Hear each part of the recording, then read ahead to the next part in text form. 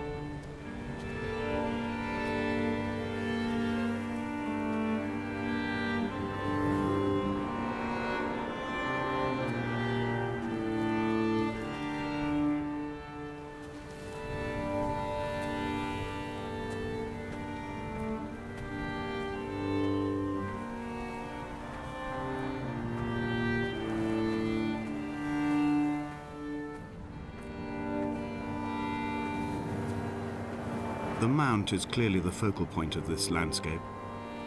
It almost appears so well placed as to be artificial. I find myself easily slipping into the delusional state of ascribing purpose, deliberate motive to everything here. Was this island formed during the moment of impact? When we were torn loose from our moorings and the seatbelts cut motorway lanes into our chests and shoulders, did it first break surface then?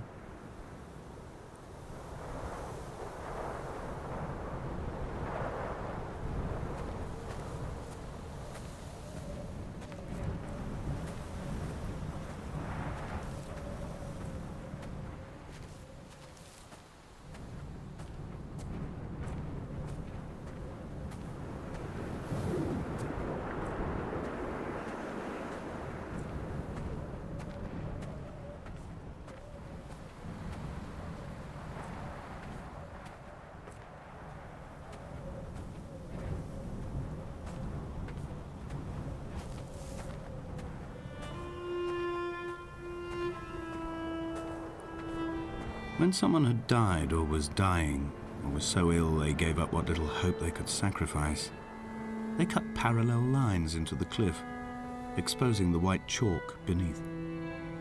You could see them from the mainland or the fishing boats, and know to send aid or impose a cordon of protection, and wait a generation until whatever pestilence stalked the cliff paths died along with its hosts. My lines are just for this: to keep any would-be rescuers at bay. The infection is not simply of the flesh.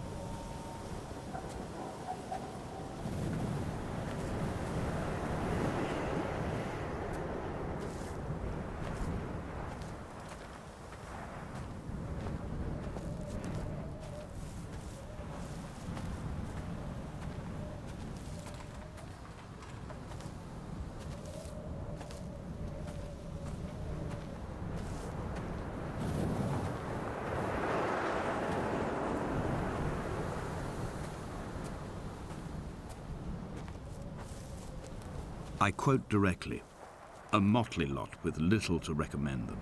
I have now spent 3 days in their company. That is, I fear, enough for any man not born amongst them. Despite their tedious inclination to quote scripture, they seem to me the most God-forsaken of all the inhabitants of the Outer Isles. Indeed, in this case, the very gravity of that term, forsaken by God, seems to find its very apex. It appears to me that Donnelly, too, found those who wander this shoreline to be adrift from any chance of redemption. Did he include himself in that, I wonder?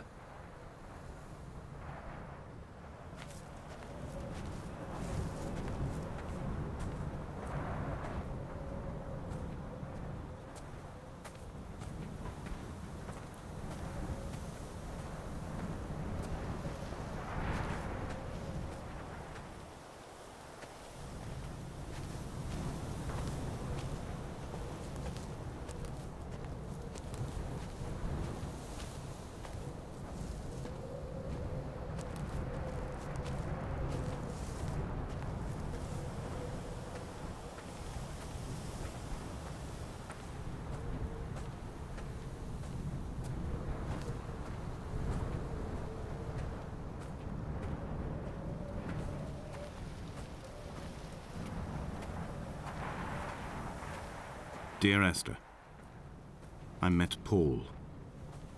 I made my own little pilgrimage. My Damascus, a small semi-detached on the outskirts of Wolverhampton. We drank coffee in his kitchen and tried to connect to one another.